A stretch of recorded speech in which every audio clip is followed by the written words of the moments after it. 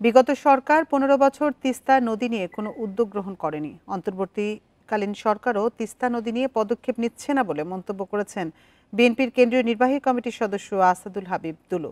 দুপুরে নগরীর hotel north view হলরুমে Teesta নদী রক্ষা আন্দোলনের সংবাদ সম্মেলনে তিনি একথা বলেন। আসাদুল হাবিব দুলু বলেন, বন্দর উন্নয়নের জন্য সরকার ১৩,০০০ কোটি টাকা বরাদ্দ দিয়েছে, অথচ তিস্তা মহাপরিকল্পনার বাজেটের কোনো বক্তব্য নেই।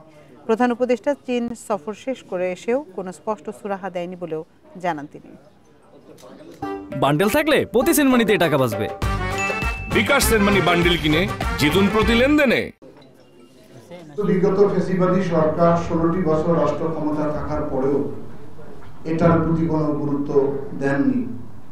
পরবর্তীতে আমরা এই অন্তর্বর্তীকালীন সরকার এর কাছেও আমরা বারবার দাবি উত্থাপিত করছি, কিন্তু সেখানেও আমার মনে হয় না যে সরকার খুব বেশি গুরুত্ব দিচ্ছে।